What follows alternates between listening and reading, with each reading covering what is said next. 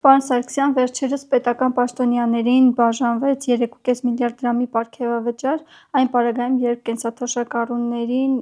հետվճարի եղանակով չնչին բարձրացվեց թոշակը, այսպես ասած,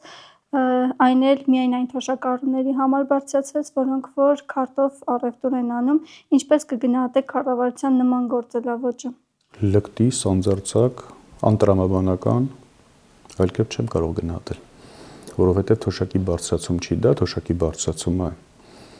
ըստ էության յուրաքանչյուր թոշակառուի համար 3333 դրամ,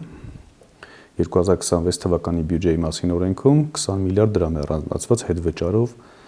կենսաթոշակի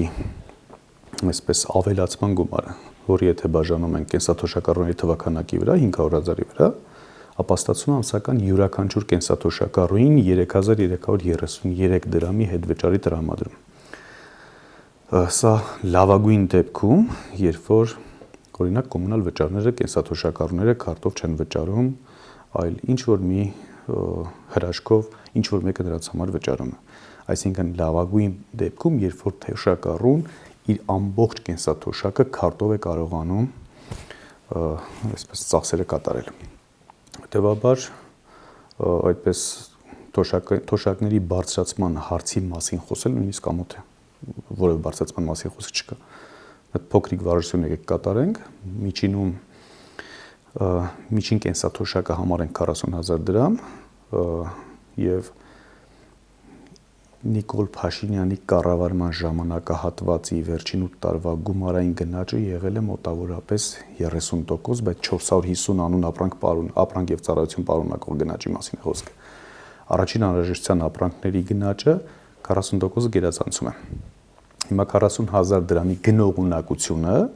40,000 դրամով անկում է ապրել, այսինքն 16,000 դրամով։ Նշանակում է 40,000 8 տարի առաջ ավելի գնողունակ էր, 16,000-ով ավելի գնողունակ էր,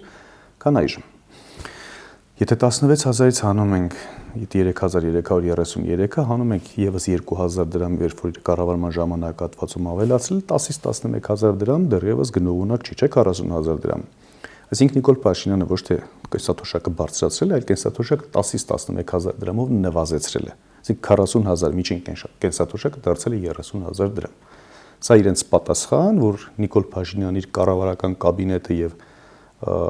ամբողջ այդպես իշխանական թևը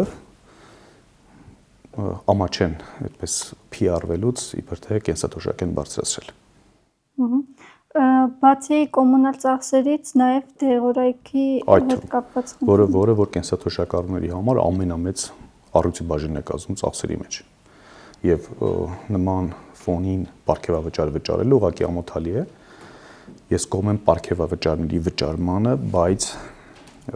ստորին եւ միջին օղակում պետական ծառայողների համար։ Այո, նրանք պետք է բարձր բարձրացվեն։ Այո, ամբողջ պետության բեռը նրանց ուսերին է թողնված։ Քաղաքական իշխանությունը կգնա, քաղաքական իշխանությունը իրեն սանձարձակ կպահի թե չի պահի,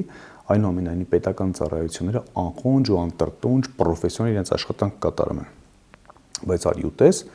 որ պետական ծառայողների միջին եւ ստորին օղակները կամ չեն ստանում պարգևավճարներ կամ շատ ցածր են ստանում, բայց բարձր պաշտոնները զբաղեցնողները, նախարարներ, փոխնախարարներ, պատգամավորներ եւ այլն, նրանք ստանում են պարգևավճար, ընդ որում միլիոնավոր դրամների պարգևավճար։ Եթե նույնիսկ ինչ որտեղ տեսականորեն ընդունենք, որ այո նախարարը, փոխվարչապետը, վարչապետ եւ պատգամավորը պետք է ստանա կենսաթոշակ, ապա սրա համար ներողություն, պարգևավճար, ապա սրա համար պետք է սահմանվեն KPI-ներ, աշխատանքի արդյունավետության գնահատման սանդղակներ։ Եթե մարդը ամբողջ ծավալով կատարել է իր աշխատանքը,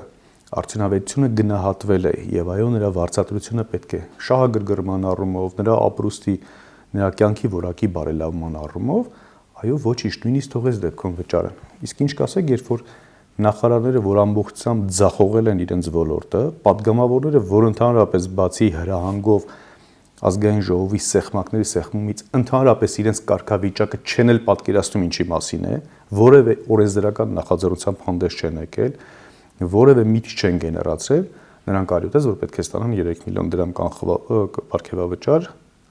հայ ուսուցչի 120,000 դրամ աշխատավարձից պահվող 20,000 դրամ եկամտային հարկից։ Այս սա է ամոթը։